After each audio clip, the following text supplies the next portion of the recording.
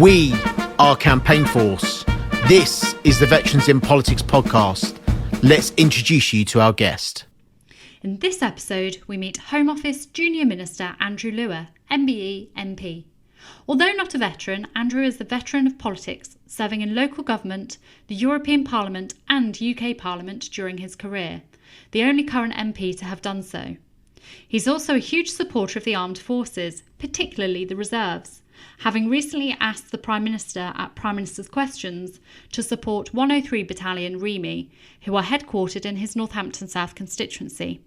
This chat is packed full of advice from Andrew's insight into politics, and he is keen to encourage veterans and reservists to stand up and serve again. It's time for you to listen to the conversation. I suppose the first thing to underline is that despite that little record of mine, my little USP of being the only council leader, MEP, MP, getting into politics wasn't planned, and it therefore isn't a story of one of those, or as soon as I left university, I became a policy advisor and then a SPAD, and then, it wasn't one of those sort of trajectories at all. It all happened pretty much by accident, or at least it happened having had a real life or a different life before the politics took over, which I suppose is particularly relevant to this meeting. That I certainly believe that having had real life experiences and done other things, nothing as exciting as the armed forces for me, but a career in publishing, and going into politics, not because you've got some sort of master plan to become a cabinet minister or the prime minister, but just seeing how it goes, seeing how it feels, and doing it for other reasons than some sort of master plan, I think has a lot to be said for it. So yes, it also provides a bit of context, though, that we're having coronavirus, we're having sort of online parliament and all sorts of methods of doing things. There's a certain number of my colleagues who really don't like any of that, and are completely fixated with the idea that the parliament circa 1896 is the way it has to be, and nothing should ever change. Now, one of my favourite quotes, and it has been ascribed to my favourite military figure, Field Marshal Bill Slim, but various other people claim it as well, is that tradition is a wonderful servant but a terrible master, and that's very much my view with Parliament, and particularly with the way it needs to respond to this crisis, not just in terms of the national NHS effort, etc., but in terms of its own day-to-day workings. And that comes from this being the 5th democratically elected chamber that I've been an elected member of. Town Council, District Council, County Council, European Parliament, Westminster Parliament. It helps provide some context, and context is what people from an armed forces background can bring into Parliament, seeing things differently, and knowing that if your assistant hasn't remembered to bring a box of paper clips in, that there are actually worse things that can happen to you. It is quite an important quality to bring into Parliament, and that's why I agreed to come on today and have a chat to encourage people from that background to at least find out a bit more about it and give it a bit of thought. So I'm really pleased to be here. Thanks very much. Amazing. Thanks, Andrew. And like, given all of that and what you just introduced to us and revealed about your background, you've got an extensive political CV, but why did you get involved in the first place? What really motivated you to get involved in politics? Well, I'd always been interested in politics, and actually even that has a military route, because the first public affairs thing I remember getting really seriously involved and interested in was the Falklands conflict in 1982, when I was 10, and that was the first time I actually started to look at the television news rather than it just being something that was on and my dad was watching, and started to look at his newspaper and actually read it rather than, again, it being the thing that was on the kitchen table in the morning that he read. so there'd always been the interest, and I'd done history at university, been very interested in history always. But I'd never particularly thought about going into it in an elected sense until a meeting happened when I was back at home working in publishing, and I was a member of the local Conservative branch, and inevitably, given that I was 20 odd years younger than everybody else, and when I moved on from that branch 20 years later, I was still 20 years younger than everybody else, and sort of taking notes. And there was a boundary change in Derbyshire Dales District Council. My hometown had grown to have 4 councillors rather than 3, and therefore there was a vacancy. And I've always made that a rule in my political career, which is another maybe a top tip I should pass on, which is never to try and get rid of someone else, but wait for an opportunity to arise where there's a vacancy. And that was my start, and it's the thing I've kept to all the way through. So the discussion in the branch was, you know what, various colleagues are saying, I'm fed up of people coming on Derbyshire Dales District Council who are councillors that we turn into Conservatives. Why can't we have someone who's a Conservative that we turn into a councillor? And that the background to this was that the town council was non-political, and the usual routine was to find someone who'd been a town councillor for years on end and persuade them to put a blue rosette on. And it happens both ways. It similarly happened with the Labour Party locally as well. They'd stick a red rosette on a councillor saying, come on, it's time for you to step up and join the district council. And people had got fed up with that because they actually wanted someone who had a genuine interest in politics rather than a general interest in holding a particular position.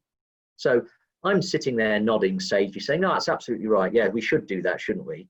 And then suddenly realised that everyone in the room was looking at me. And I got sold on the usual thing, and this is something else for everyone here to be aware of. Well, why don't you stand as a councillor, Andrew? Don't worry, it won't be that much work and it won't take up too much of your time. Well, that is not the case if you take doing this remotely seriously. It will take up a lot of your time. It'll be enjoyable, but it will take up a lot of your time and it will take up a lot of your life. And so I discovered, but I picked up a taste for it and things sort of took off from there. So again, all the way through, not nudging anyone else out or displacing anybody else, but filling vacancies. It went like this: District Council 03, County Council 05, Leader of the Opposition at the Council 07, Leader of the County Council 09, Deputy Chairman of the Local Government Association 2011, MBE and MEP 2014, MP 2017. And all the way through, the District Council's boundary change created a new seat. The County Council retirement 2005, Leader of the Conservative Group retirement 2007. Well, I will admit in 2009 I didn't wait for someone to step aside. We did actually win that election and displace the former political control. But I'm talking about what you do within your own party, whichever party it is there. Similarly, a retirement in 2014 for the European Parliament, and similarly, as Johnny and Art know in particular, in 2017, a vacancy somewhat unexpectedly arose in Northampton South, which I filled as well.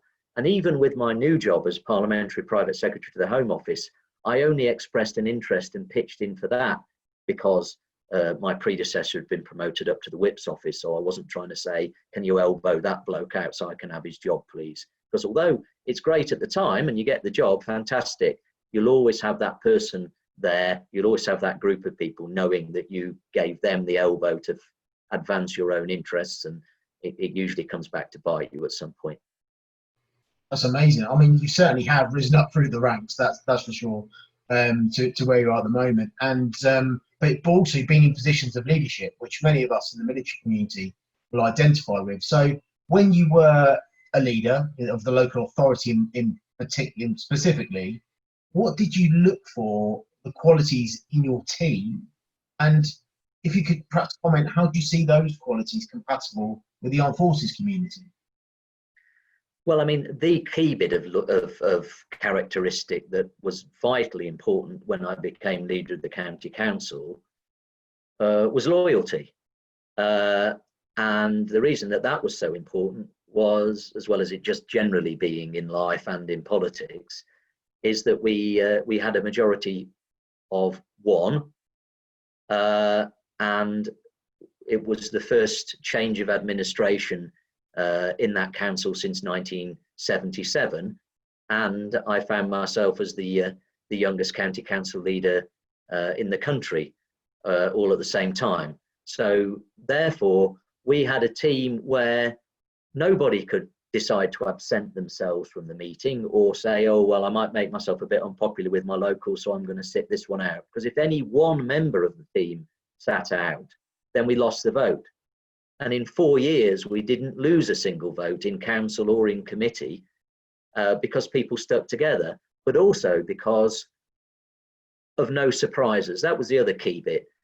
Never dropping something on people and discussing things fairly carefully with people if they weren't very happy about it.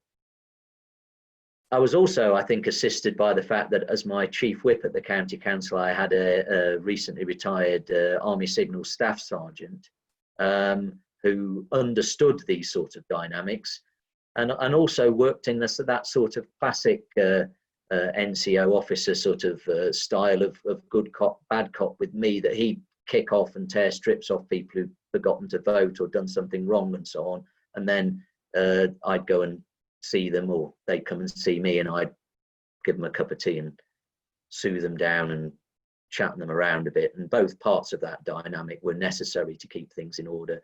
But it did work very well. And I missed that, and I missed that in coronavirus particularly, because although we're doing a good job in the Parliament office, it is all about persuading and getting in touch with other people to do things, whereas when I was leader of the county council, I was doing the thing. So it was much more stressful because the buck absolutely stopped with me when it came to the adult care of the elderly population of the county, the child protection of 100,000 young people, everybody's roads and traffic safety accidents, etc. So I do miss that. And I hope perhaps, Johnny, that's a bit of an advert for local government rather than people just being laser-like focused on Westminster. That's certainly something that we flag wave during our workshops about the importance of local government. And you've just illustrated that perfectly in the responsibilities that you had at that level in local government and how they really do change people's lives and how close you are to change. And it's great to see you continue to be an advocate, particularly now because local government has a particular spotlight over it once again. But of course, you moved on to local government and you went into Brussels. Which, you know, oh, crikey, the B word, it doesn't seem that long ago, but it seems like a lifetime ago now, considering what's happened. But what was Brussels really like? I mean, you said in your maiden speech that you were a reluctant leaver, so I don't want to get into sort of a leave versus remain debate, but what was it really like? What were your frustrations? What did you achieve? Yeah, I mean, I'm slightly counterintuitive as being someone who actually ended up going for leave. And once we went for leave, took a fairly hardline stance about it, in that if you're going to do it, you needed to do it properly. In that, I don't mind admitting, and it does surprise people, but I really, really enjoyed being a member of the European Parliament. There was a huge amount to be said for it. And I had some really, really good colleagues. And two things particularly come to mind. One, when I did get selected for Northampton South and therefore packed my bags in Brussels and packed up my office and either shipped or physically brought it all home. It was the last time I actually ever left the country. I haven't flown or been abroad for 3 years now. So the last time I ever left the country was when I packed my office up as an MEP. But several of my MEP colleagues said to me, oh, it's such a shame you've only done 2 terms, Andrew. It doesn't feel like 8 years, you know, it's such a shame. And actually, it was only 3 years. I'd only been an MEP for 3 years, but I'd made such good friends and enjoyed it so much, to them and me, in a good way, I hope. It seemed like longer. And the other thing that was good about the European Parliament was that within the European Conservative and Reformist group, at least, you did get a lot of credit for what you'd done before.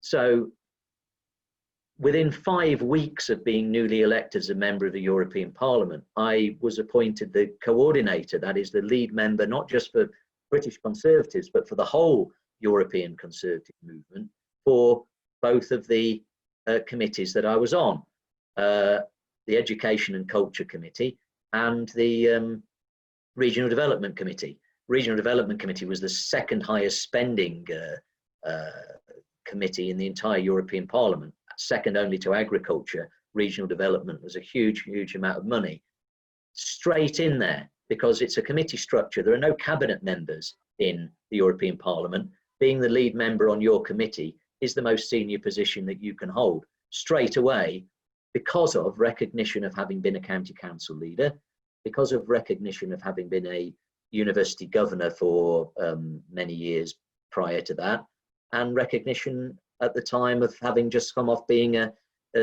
chairman of a UNESCO World Heritage Site as well. So lots of recognition for what you've done. Frustration in Westminster, by contrast, that you have to go through all of the motions, no matter how senior you are or what you've ever done before, to get anywhere.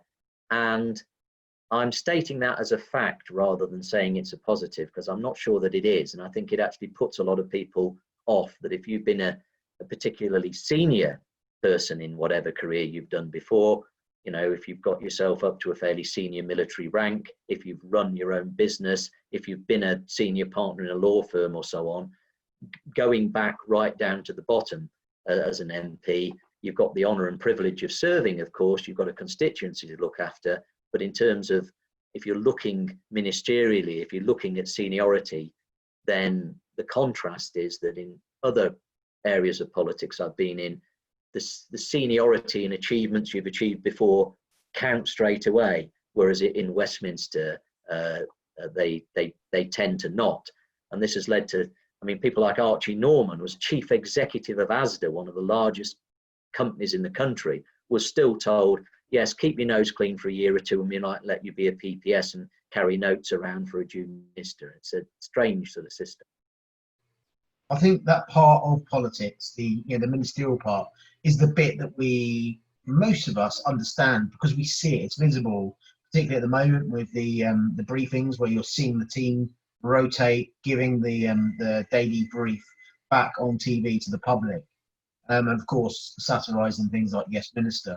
But I think the bit that a lot of us are fascinated about in Westminster is, what's a day in the life like at that place? What is it? Is it like modern day, or is it like a Hogwarts? Is it like going back to school? Some describe it on that first day. What is it actually like day to day?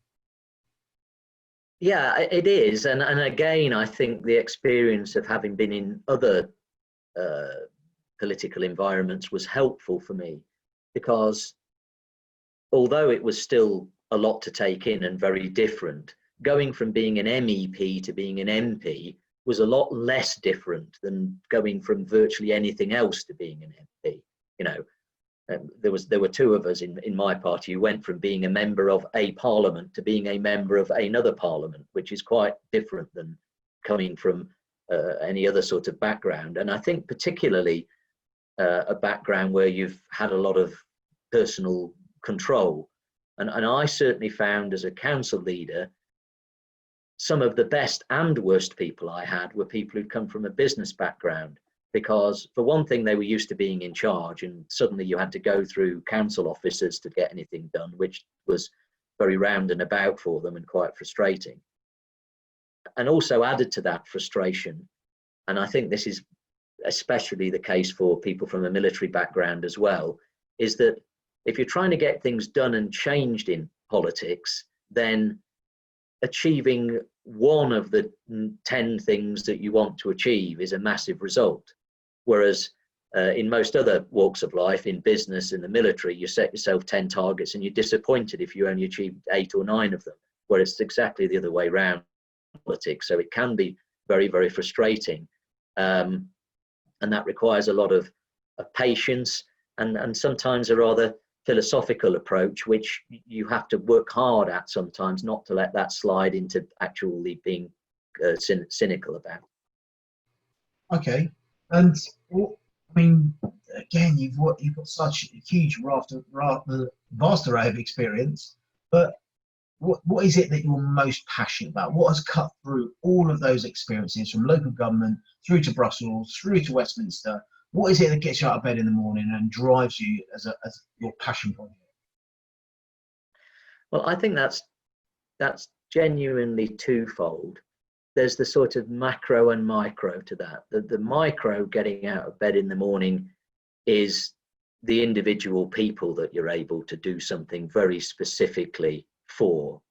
I mean, the case that we often cite for this is a guy called Joe Robinson, who was found himself stuck over in Jamaica, even though he was a British national and entitled to live in the UK. He got caught up in Windrush, and there was an individual that me and my office sort of really worked hard on, went to town on, were quite tenacious about, and got him back into the UK. So there's an individual where the effort we made completely transformed his life in a positive direction. So every now and then you get an intensely personal result like that.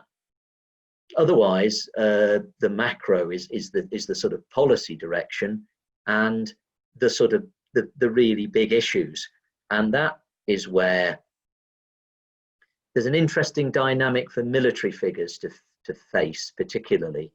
And I will relate this to Brexit, but not talking about the rights and wrongs of Brexit, but simply the situation that it placed colleagues in, including myself, where we ended up being torn between two loyalties.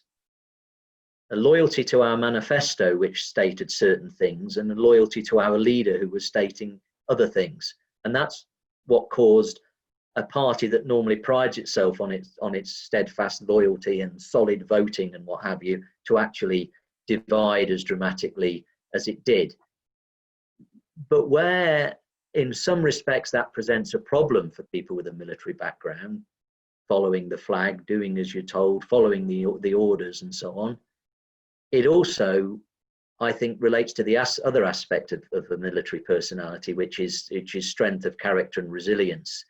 And that is actually being prepared to go against a lot of colleagues and go against a particular line and go against any sort of carefully thought out career plan, because you've got colleagues within this who were voting against the government and voting against three-line whips, for whom such a concept would be one that they'd never want to have faced. They weren't professional awkward squad members.